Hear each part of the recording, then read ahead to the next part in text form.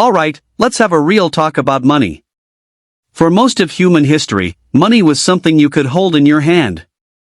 It came in the form of shiny coins, printed paper bills, or even valuable objects like gold and silver. You could stack it, count it, and feel the weight of your wealth. But in the last few decades, money has started changing in a way that's almost invisible. Today, we're moving further into an age where money isn't just physical anymore, it's digital. Now, when I say digital money, you probably think of credit cards or online banking. But I'm talking about something different, cryptocurrency. Think of it like the digital coins you use in a video game, except this time it's not just for in-game items. These currencies have real-world value. You can use them to buy goods, pay for services, or even send money across the globe instantly. The engine behind this is a fascinating technology called blockchain. Imagine it like a giant, unchangeable digital notebook that everyone in the world can see, but no one can secretly edit. Every transaction is recorded, secure, and permanent. That's what makes cryptocurrencies so powerful. Among the thousands of digital currencies out there, Bitcoin is the one everyone knows. It's the pioneer, the one that introduced the world to this new kind of money. But beyond Bitcoin, there are countless other projects, each trying to fix problems or offer improvements. One of the most talked about right now is the Pi network. What makes Pi unique is that it allows you to mine its coins, called Pi, directly from your smartphone.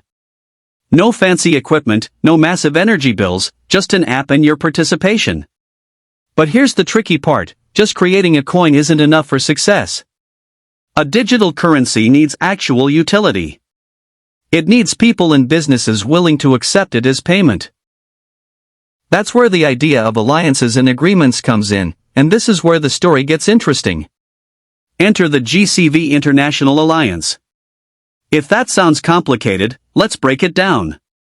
GCV stands for Global Consensus Value. In simple terms, it's about reaching a worldwide agreement on what one Pi coin should be worth.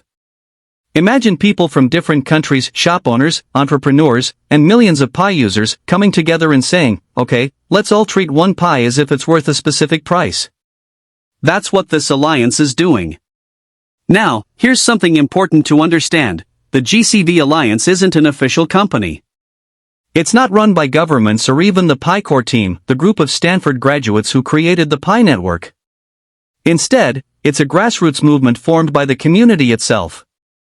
Thousands of pioneers, business owners, and Pi enthusiasts around the world have joined forces with one shared goal: to establish a stable and high value for Pi, long before it hits the open market. How do they do this? By agreeing on a number and then treating it as if it's real. For example, the Alliance has proposed a symbolic value for Pi, $314,159 per coin. That number connects to the mathematical constant Pi, which makes it both memorable and symbolic. Members of the Alliance encourage businesses to accept Pi at that value, essentially building a parallel economy around their shared belief. Think of it this way, the Pi Core team is like the group building the car, making sure the engine works, the wheels are safe, and everything is technically sound. The GCV Alliance, meanwhile, is like a community of drivers who are planning the road trip. They're setting up gas stations, diners, and motels along the route so that when the car is ready, the journey can actually happen.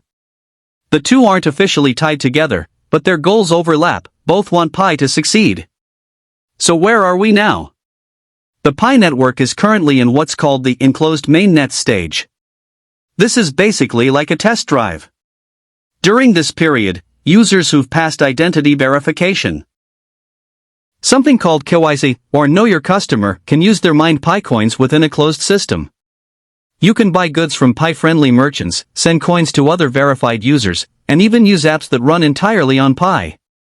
But here's the catch: Pi can't yet be exchanged for traditional currencies like dollars or euros. It's locked inside its own ecosystem until the network is ready for the Open Mainnet. The enclosed phase might feel restrictive, but it's actually a strategic move. It gives the developers time to strengthen the network, onboard more users, and test real-world use cases without exposing Pi to the chaos of global trading markets just yet. Meanwhile, alliances like GCV are helping to give this enclosed economy a sense of stability by setting their consensus value.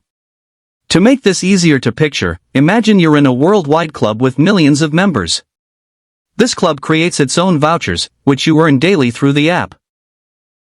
At first, these vouchers just sit in your account with no clear use. But then the club opens its own marketplace. Some members set up shops, maybe selling coffee, shirts, or services, and they start accepting vouchers as payment. The club itself doesn't set an official value for these vouchers, so a group of members, like the GCV, decides to agree on one. They announce, let's all treat one voucher as worth $100.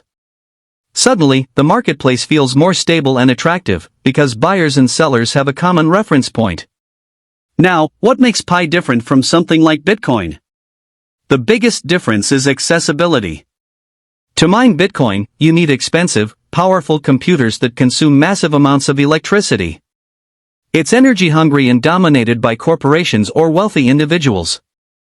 Pi flips that model on its head. Anyone with a smartphone can mine Pi, and the process doesn't drain your battery or use heavy resources.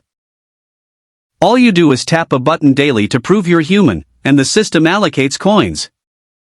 It's a fairer, greener way to spread out ownership of a digital currency. And this is where Pi's true promise lies: financial inclusion. Millions of people around the world don't have access to traditional banking. Opening a bank account, transferring money, or even holding savings can be expensive or impossible. Pi lowers those barriers. By making it as simple as using a smartphone app, it opens the door for ordinary people, farmers, students, small shop owners, to participate in a global digital economy. Of course, no story is complete without risks. The proposed GCV value over $300,000 per Pi is extremely ambitious. Right now, that number is supported mainly by belief within the enclosed system. Once Pi hits the open market, real-world supply and demand will take over. If many early users decide to cash out quickly, the price could fall dramatically. On top of that, regulators around the world are still figuring out how to treat cryptocurrencies. Pi, with its massive user base, will definitely attract scrutiny. So what's the bottom line? Pi Network is an experiment with enormous potential. It's designed to be accessible, energy efficient, and community-driven. Right now, it's in a critical stage, building its enclosed economy and preparing for an open market debut. The GCV Alliance, while not official, represents a passionate community effort to create stability and optimism around Pi's future value. If both the technology and the ecosystem continue to grow, Pi could become more than just numbers on your phone. It could become a real tool for trade, a new kind of money, and maybe even a gateway into a fairer financial system.